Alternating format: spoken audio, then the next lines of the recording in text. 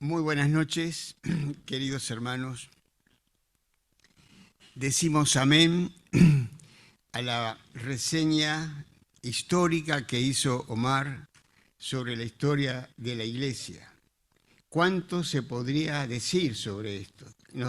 Nos faltaría el tiempo para poder recordar el esfuerzo denodado, apasionado de hermanos, de hermanas, a quienes el Señor puso la visión de hacer esta obra.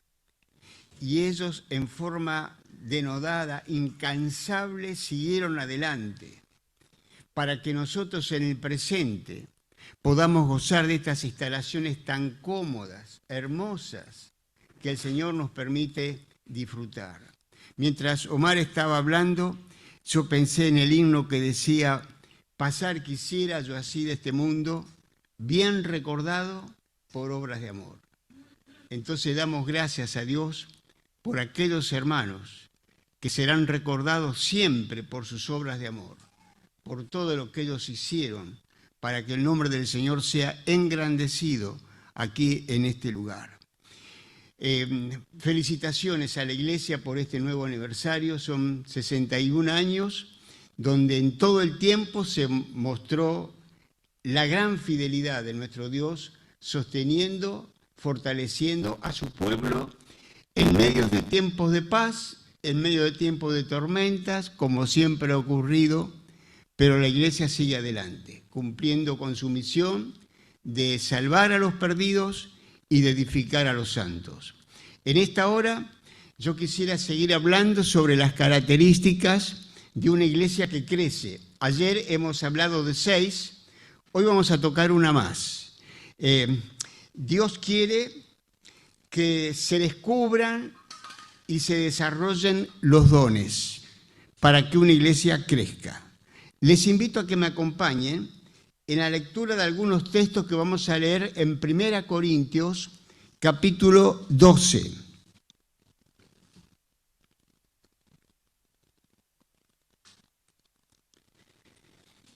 Primera Corintios, capítulo 12, comienza diciendo el verso 4. Ahora bien, hay diversidad de dones, pero el Espíritu es el mismo. Y hay diversidad de ministerios, pero el Señor es el mismo. Y hay diversidad de operaciones, pero Dios, que hace todas las cosas en todos, es el mismo. Pero a cada uno le es dada la manifestación del Espíritu para provecho. Hasta aquí nomás por ahora. Se llaman dones espirituales en el lenguaje bíblico aquellos que nos fueron concedidos por el Espíritu Santo. El Espíritu Santo es Dios realizando su obra en el interior del hombre redimido. El don supremo de Dios es Jesucristo, y en Él nos fueron dadas todas las cosas. El que no escatimó a su propio Hijo, sino que lo entregó por todos nosotros, ¿cómo no nos dará con Él también todas las cosas? El Espíritu Santo nos ha sido enviado por el Señor después de su ascensión, y es el poder capaz de efectuar en el pecador redimido todos los dones que proceden de Dios. Hay una división tradicional de los dones en dos categorías: dones generales o universales y dones carismáticos. Entre los dones generales o universales hay 3: fe, esperanza y amor. Estos 3 dones proceden de Dios, porque la presencia del pecado en el hombre impide que éste pueda tener fe, esperanza y amor. Frecuentemente el apóstol Pablo reúne en sus cartas estos dones, por ejemplo en 1 Corintios 13, cuando dice: y ahora permanecen la fe, la esperanza y el amor.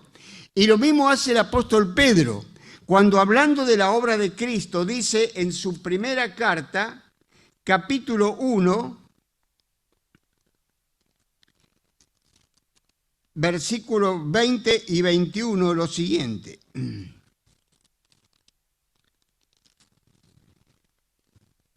Dice, ya destinado desde antes de la fundación del mundo, pero manifestado en los postreros tiempos por amor de vosotros, y mediante el cual creéis en Dios, quien le resucitó de los muertos y le ha dado gloria, para que vuestra fe y esperanza sean en Dios.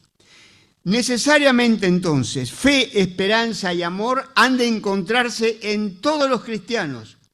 Y no puede haber un cristiano en el mundo que diga yo no tengo fe, yo no tengo esperanza y yo no tengo amor. Por lo tanto, no nos debe sorprender que una persona, después de escuchar la prédica del Evangelio, diga yo no tengo fe, yo no tengo esperanza, yo no tengo amor. Porque solamente pueden creer aquellos a quienes el Espíritu Santo ha iluminado, concediéndoles la virtud de la fe. ¿Y a quiénes ilumina el Espíritu Santo concediéndole la fe? Aquellos que buscan a Dios. Cuando el apóstol Pablo estuvo en Atenas, dijo que de una sangre ha hecho Dios todo el linaje de los hombres para que busquen a Dios. Si una persona busca a Dios, lo va a encontrar, porque Él ha realizado el camino infinitamente largo del cielo a la tierra para nacer, vivir, morir y ser una luz que ilumine el camino a seguir. Frecuentemente, esta verdad la encontramos escrita en las cartas apostólicas, sobre todo en la carta a los romanos. También el apóstol Pablo en Efesios capítulo 2, versículo 8 dice, por gracia sois salvos por medio de la fe, y esto no es de vosotros, pues es don de Dios. Es decir, no es nuestra fe la que nos salva, sino la fe que genera el Espíritu Santo. Cuando habiendo escuchado el mensaje del Evangelio, logramos entender un mensaje que escapa a la capacidad del hombre natural muerto en delitos y pecados. El apóstol Santiago lo describe magistralmente cuando dice que toda buena dádiva y todo don perfecto desciende de lo alto, del Padre de las luces, en el cual no hay mudanza ni sombra de variación. Con respecto a los dones carismáticos, tenemos que decir que son dados por el Espíritu Santo a cada uno en particular como Él quiere. Entonces esto nos lleva a pensar en dos cosas, que cada uno recibe dones carismáticos. Nadie en la iglesia debe sentirse excluido con el derecho de pensar yo no he recibido, aparte de los generales, ningún otro don. No, leamos la lista ahora que sigue en el versículo 8 de este capítulo 12 de 1 Corintios. Dice, porque a este es dada por el Espíritu palabra de sabiduría, a otro palabra de ciencia según el mismo Espíritu, a otro fe por el mismo Espíritu, y a otro dones de sanidades por el mismo Espíritu, a otro el hacer milagros, a otro profecía, a otro discernimiento de espíritus, a otro diversos géneros de lenguas y a otro interpretación de lenguas. Aquí hay una lista de diversos dones que no es precisamente taxativa, es decir que los dones que el Espíritu Santo reparte son muy diversos de acuerdo a las necesidades de la comunidad. Pero aquí volvemos a destacar otra vez el pensamiento de que a cada uno les dada la manifestación del Espíritu para provecho. Entre los dones mencionados aquí está la fe, porque alguno me va a decir, pero ¿no es la fe un don general que el Espíritu Santo otorga a todos los creyentes sin distinción? Claro que sí, pero aparte de que todos y cada uno recibimos la fe necesaria para recibir a Cristo, hay algunos, no a todos, a quienes el Espíritu Santo le da la fe de una manera carismática. Y la historia de la Iglesia registra la presencia de hermanos que vivieron una vida de fe que realmente nos asombra.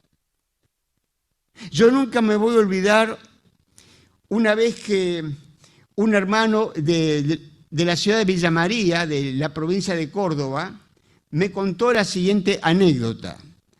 Él estaba acompañando al misionero corportor don Manuel Álvarez, de la ciudad de Córdoba, en un viaje que hizo a Jujuy en una estanciera. De regreso, después de cumplir con la misión a la cual el Señor los llamó allá, a los pocos kilómetros de salir de Jujuy, la estanciera comenzó a tener problemas y el motor se detuvo. Y no había forma de hacer arrancar ese vehículo. Don Manuel Álvarez tenía que estar en Córdoba al día siguiente porque tenía un compromiso que cumplir en una iglesia. Entonces le dijo a este hermano de Villa María: hermano, descienda, vamos a orar a nuestro Dios, al Dios de los imposibles, como hemos cantado hoy, para que Él obre, porque tenemos que seguir el camino. Estaban en un lugar del camino desértico, no había ninguna casa, ninguna estación de servicio, nadie a quien a pedir auxilio. El hermano de Villa María, en su desesperación, le dijo: don Manuel, yo voy a poner a hacer dedo para que alguien pare y nos ayude. Usted se queda quieto, le dijo. Vamos a orar al Dios de los imposibles. Vamos a ponernos de rodillas para orar. Pero usted no ore porque usted no tiene fe. Deje que yo voy a orar. Entonces comenzó a orar con una fuerza, una vehemencia, pidiéndole a Dios que hiciera arrancar esa camioneta, que yo temblaba como una hoja, me comentaba este hermano. Y cuando terminó de orar, nos levantamos y me dijo: dele marcha a la estanciera que vamos a seguir camino. Yo obedecí, me senté al volante, di marcha, arrancó la estanciera, seguimos unos kilómetros hasta que llegamos a una estación de servicio y cargamos agua, porque obviamente el refrigerador se había quedado sin agua. Y seguimos de viaje a Córdoba sin ningún tipo de inconveniente. Ese es el don de fe. Un don que no tienen todos, sino que el Espíritu Santo se lo ha dado a algunos, ¿verdad? Para la gloria del Señor. Por lo demás, todos nosotros debemos vivir dando gracias a Dios, porque la vida que ahora vivimos no depende de nuestra fidelidad, sino de la abundancia de su gracia, del poder de su amor. Leamos ahora los versículos, versículo 28. Dice: y a unos puso a Dios en la iglesia, primeramente apóstoles, luego profetas, los terceros maestros, luego los que hacen milagros, después los que sanan, los que ayudan, los que administran, los que tienen don de lenguas. Aquí hallamos una lista de orden jerárquico. Y en esa lista yo menciono los que ayudan, que está expresado en forma general. Y lo hago para aquellos que con su actitud pasiva en la iglesia parecen decir: yo no sirvo para nada. Los demás tienen dones de música, de canto, de prédica, pero yo no sirvo para nada. No. Los que ayudan. Y se refiere seguramente a aquellos que presten alguna asistencia a los hermanos. Como por ejemplo visitar a un hermano que no puede venir a la congregación por razones de salud, de edad. Tomar el auto que el Señor nos dio para buscar a un hermano y traerlo a la congregación y llevarlo de regreso a su hogar. Comprar alimentos para algún hermano que está necesitado. Ayudar a un hermano que está solo, que ha perdido a un ser querido y está solo en su casa. Precisamente vivimos en una época en que uno de los males más tremendos es la soledad. Se prestará una valiosísima ayuda si logramos percibir la soledad de mi hermano y podamos prestarle la compañía que está necesitando. Entonces lo importante es que nadie en la iglesia se quede al margen de cualquier actividad, sino que todos colaboren para el progreso, el crecimiento de la obra de Dios. Los dones han sido dados para provecho y esta es una pauta importantísima que nos ayudará a entender que lo que estamos haciendo es un don del Espíritu Y es desarrollando esta idea que Pablo en este capítulo 12 compara la diversidad de dones con la diversidad de los miembros de nuestro cuerpo. Ser miembro de un cuerpo es más importante que ser miembro de una organización. Tú puedes ser miembro o socio de un club, de una organización, sin que tu presencia o ausencia comprometa esa organización.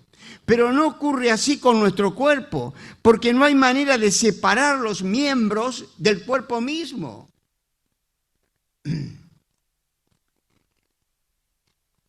Ser miembro de un cuerpo orgánico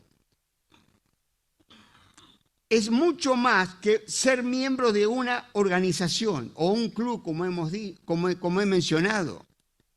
Hay un elemento de ironía o de buen humor en las imaginadas discusiones entre los distintos miembros del cuerpo que Pablo destaca aquí y que seguramente expresaban actitudes que se estaban reflejando en la iglesia de Corinto.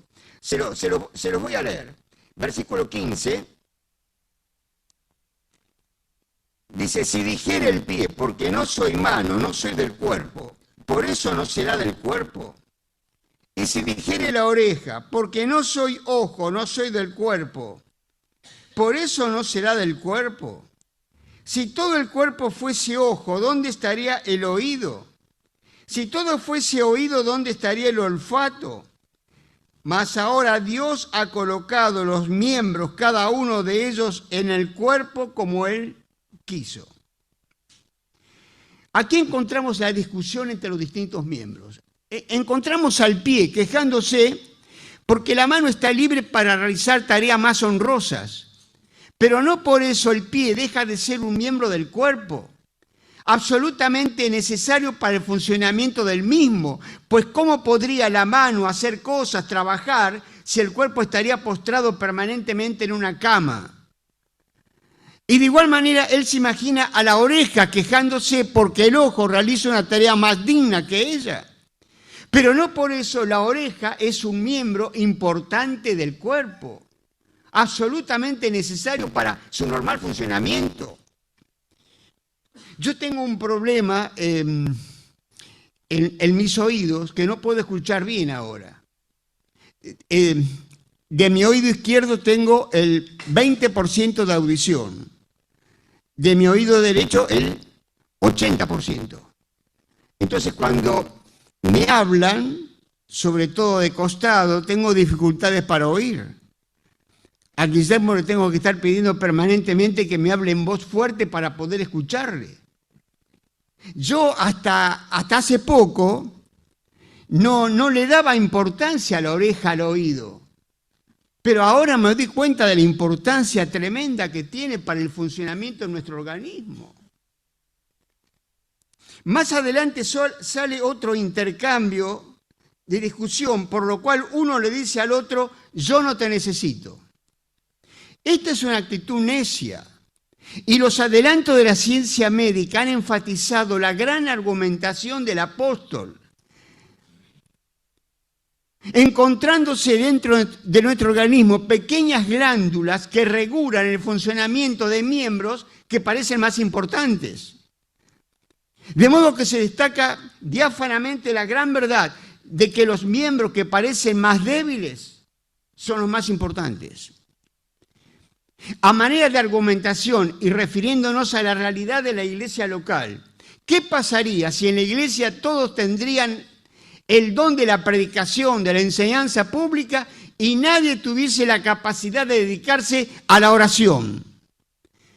Pues la iglesia reventaría en mera verbosidad, sin beneficio espiritual para nadie.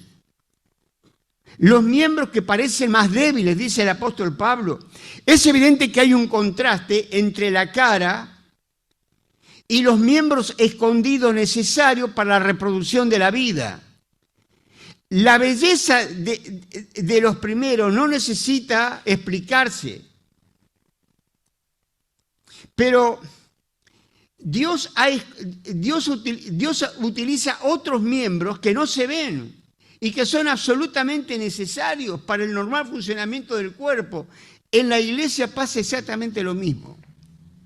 Hay ministerios que todo el mundo lo ve, como los que estuvieron aquí en alabanza, músicos, cantores, el que predica. Pero hay otros ministerios que pasan desapercibidos, que no se ven, pero que son absolutamente necesarios para el normal funcionamiento de la iglesia. Por ejemplo, hoy nosotros estamos disfrutando de este culto. Tenemos el micrófono, el sonido, el salón bien iluminado, las butacas bien ordenadas, el salón limpio. Nadie ha visto a ese hermano o hermana que vino a arreglar todo esto. ¿Ustedes conocen quién fue? Yo no. Nadie lo ha visto. Pero la tarea de ellos ha sido fundamental para que tengamos este culto agradable al Señor.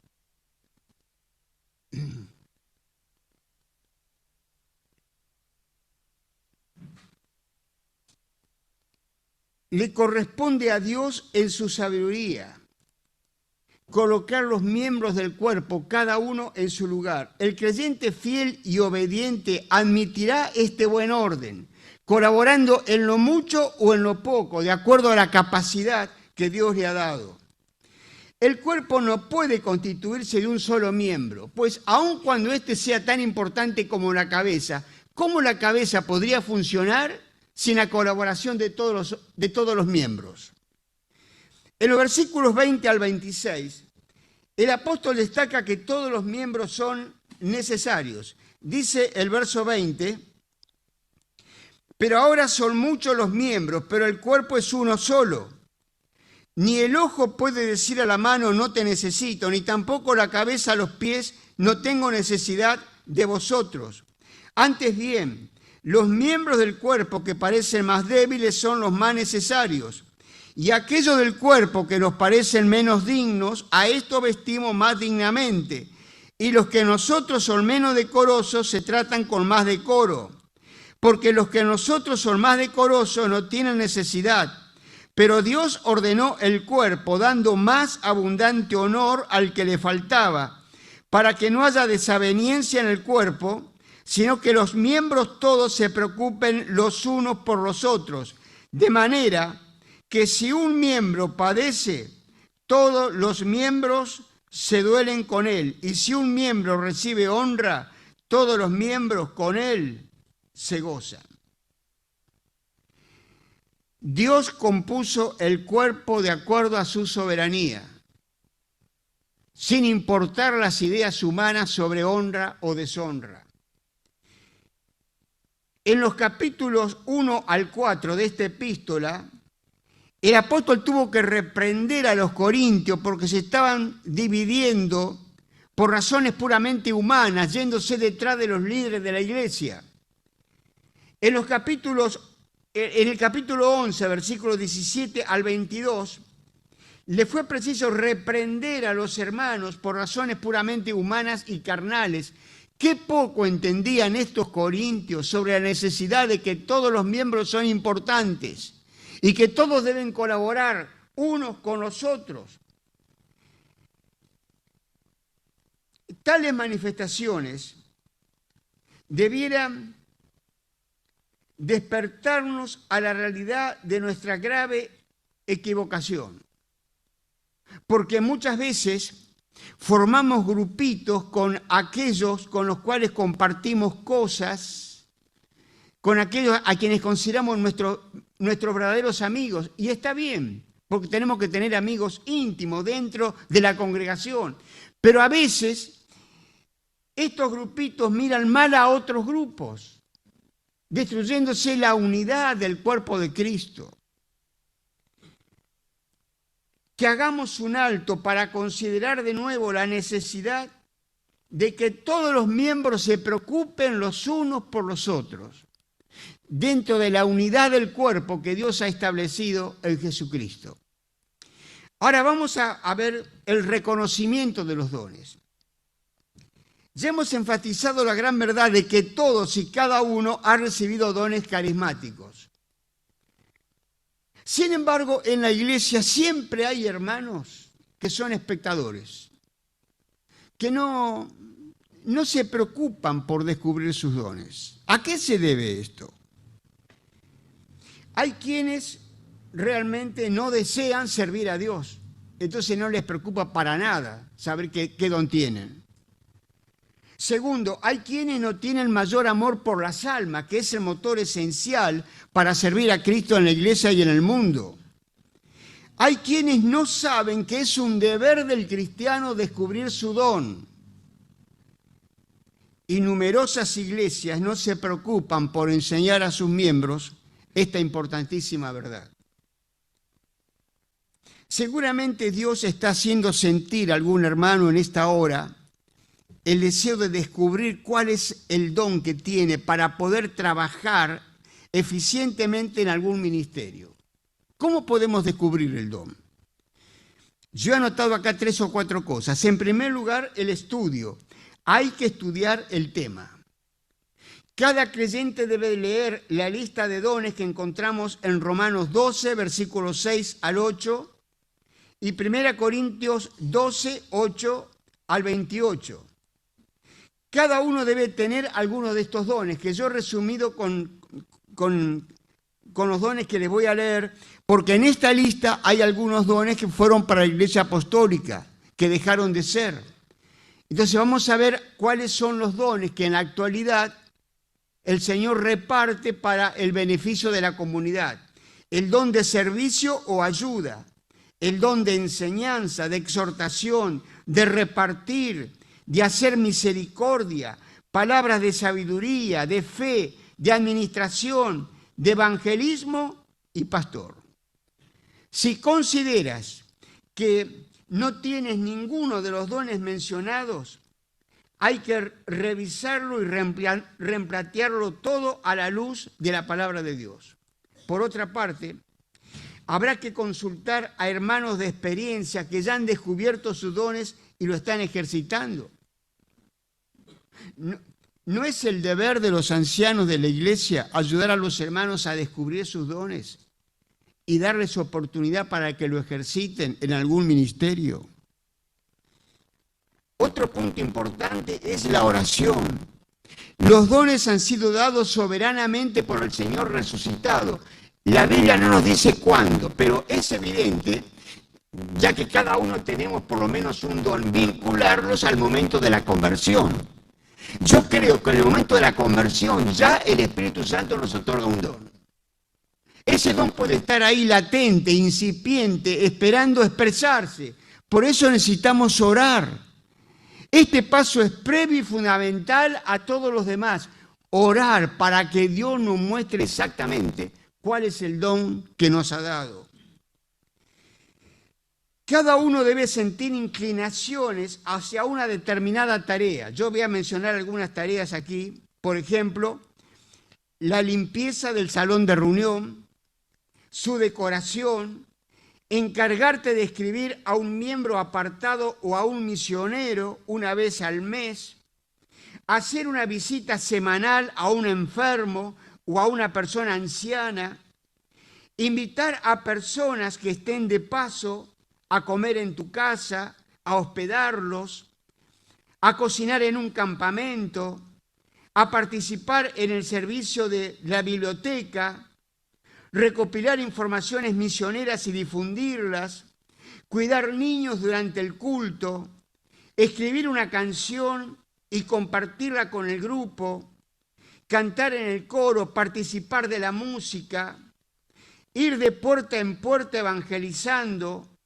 integrarte a un equipo de evangelismo al aire libre, tomar la responsabilidad de los tratados de la iglesia, etcétera, etcétera. Y es a través de estas actividades u otras que los ancianos van a detectar tu sed de servicio y te van a dar el lugar que necesitas en la obra del Señor. Los resultados. Cuando comienzas a realizar algún tipo de actividad para el Señor, los resultados serán evidentes. Contribuye al bienestar y a la edificación del pueblo de Dios. Porque los dones del Espíritu nos han sido dados para que produzcan fruto. Los frutos podrán ser de distinta naturaleza, pero evidentemente serán frutos.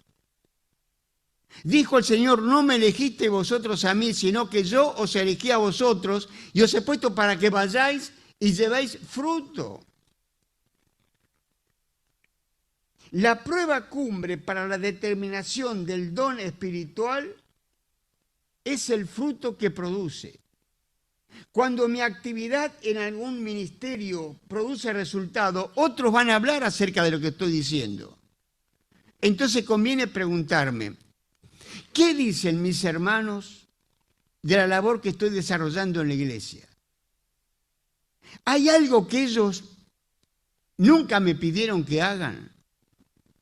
Este paso es fundamental para evitar nuestro egocentrismo, creyéndonos tener dones que en realidad no tenemos.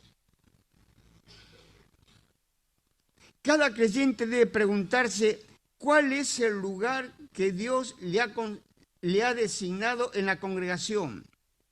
Cada uno debe ocupar ese lugar en la obra de Dios.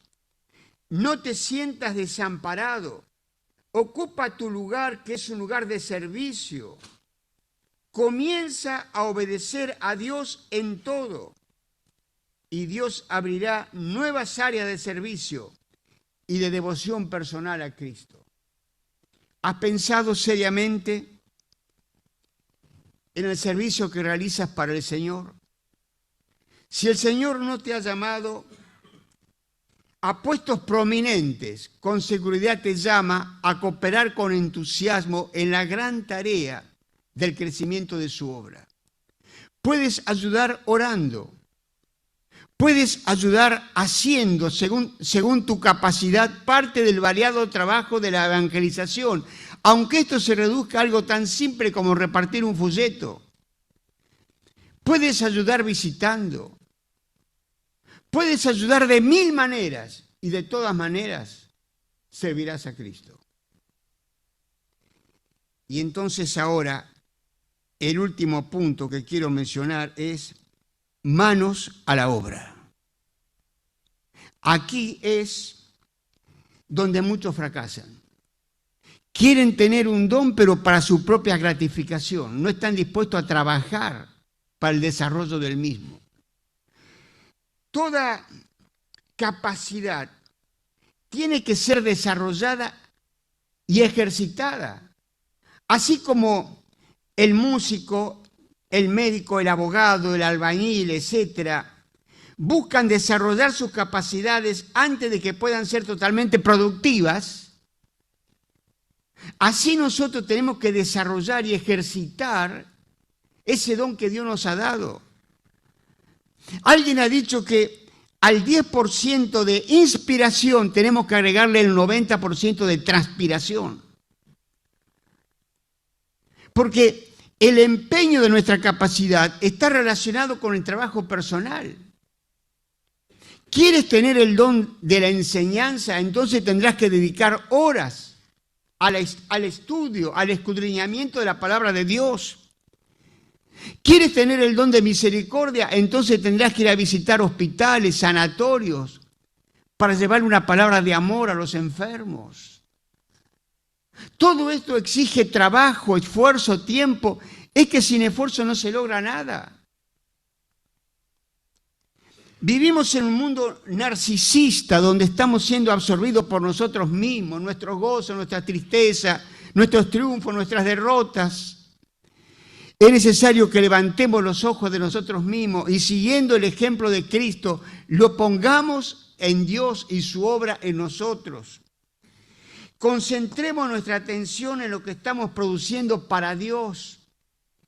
Esforcémonos en trabajar. Dios condena la pereza y el trabajo hecho con mediocridad.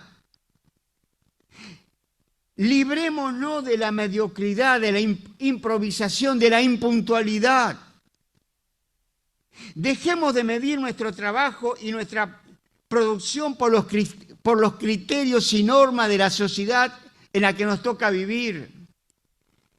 Démonos cuenta que la negligencia y la mediocridad es una negación de la perfección de Dios puesta en nosotros por el Espíritu Santo. Recibamos estos dones como un encargo sagrado. Disciplinémonos estrictamente en el ejercicio de los mismos. bajo el señorío de Cristo y con el control y la guía del Espíritu Santo, trabajemos para Dios y trabajemos con excelencia. Manos a la obra. Puede ser prolongado el proceso por el cual quizás descubra tu don y es posible que descubra nuevos dones a medida que te ocupas en alguna actividad.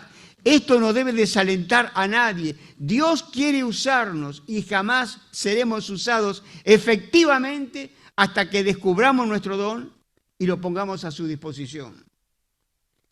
Es posible que nuestro don nos lleve a servir en un lugar público con todos los peligros y responsabilidades propias de esa tarea. O es posible que nos lleve a servir en un ministerio muy humilde y sencillo. Me encanta el comentario que hizo un hombre de Dios. Dios no ha escogido algunos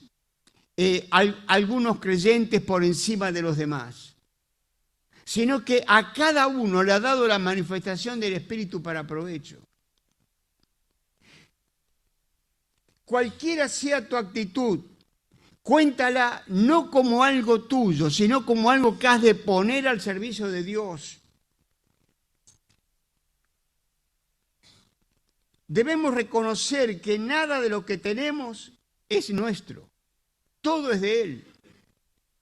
El amor a Dios nos impulsa a adorarle y poner todo lo que tenemos a su disposición.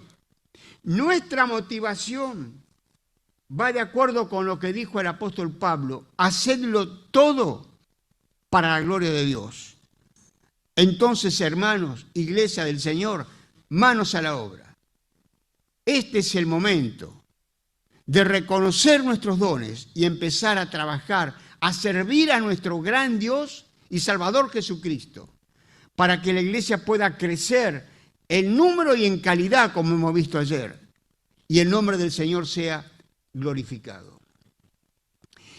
He dicho casi al principio que a todos Dios nos ha dado la fe necesaria para creer en Cristo. Qué bendición es ser un hijo de Dios. Haber sido rescatado de la inmundicia de este mundo para ser heredero de Dios y coherederos con Cristo de las riquezas celestiales y vivir en este mundo con la presencia del Espíritu Santo en nosotros, que nos guía, que nos capacita.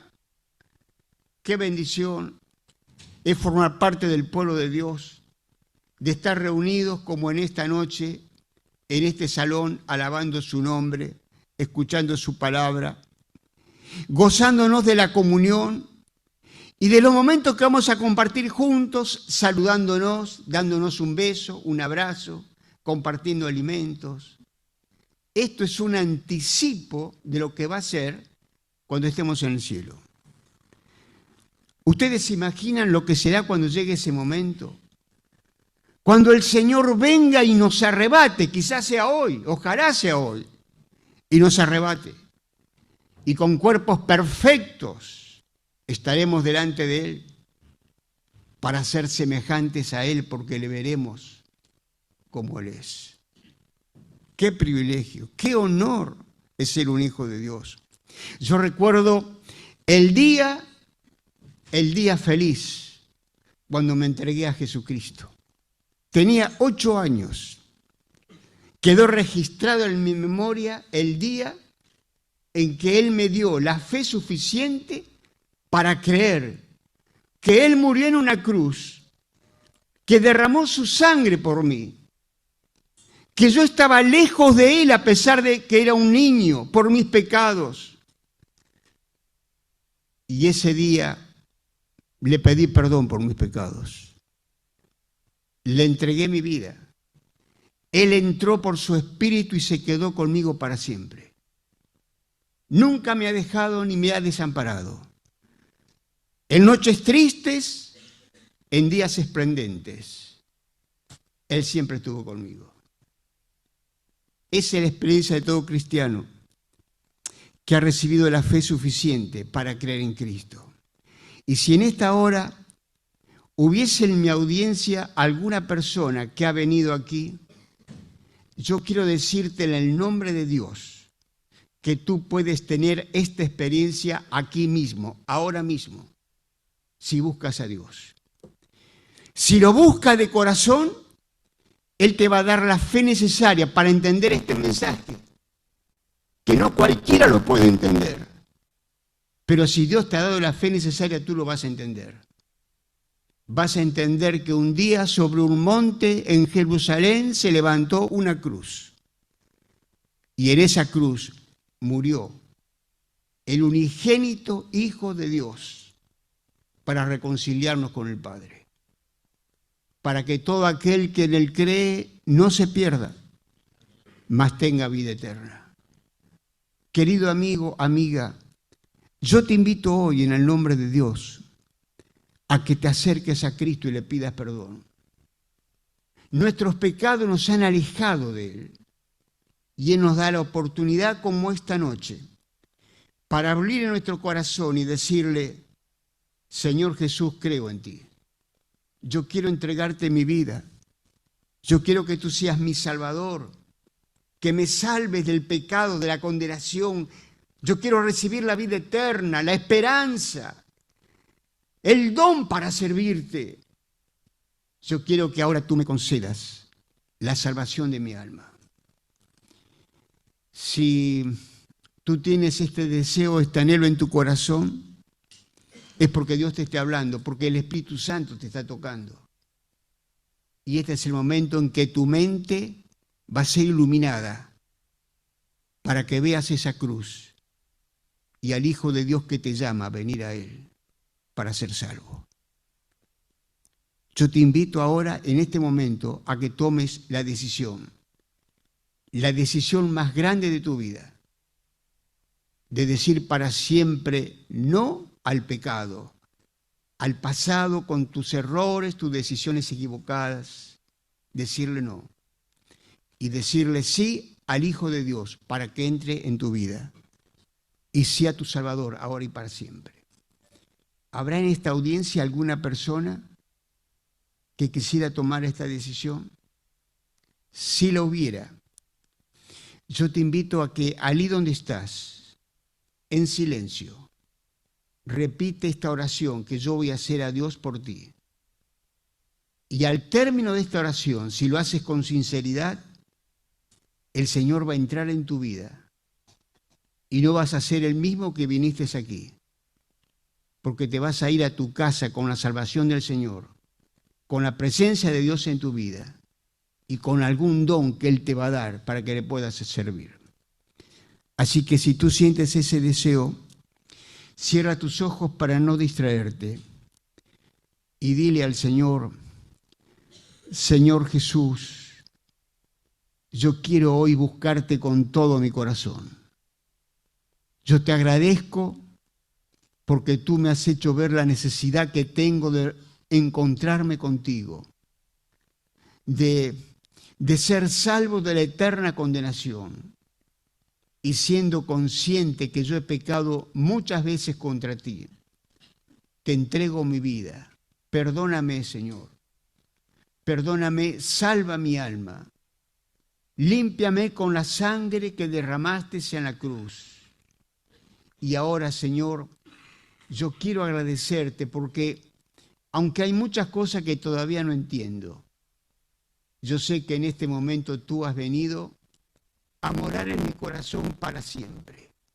Te agradezco, te doy gloria y me voy de este lugar con la seguridad de que pase lo que pase con mi vida, voy a estar para siempre en tus manos.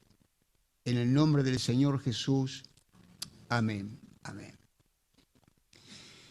Si alguno de ustedes hizo esta oración conmigo, quiero decirte que el Señor te ha salvado. Dios ha entrado en tu vida. Y te voy a invitar a que me lo puedas comunicar al terminar esta reunión. Acércate donde yo esté y con toda sinceridad, confianza, valentía, dime: pastor, yo oré con usted. Yo le pedí perdón a Dios por mis pecados. Para mí va a ser una gran alegría saber que he sido el instrumento de Dios para llegar a tu corazón.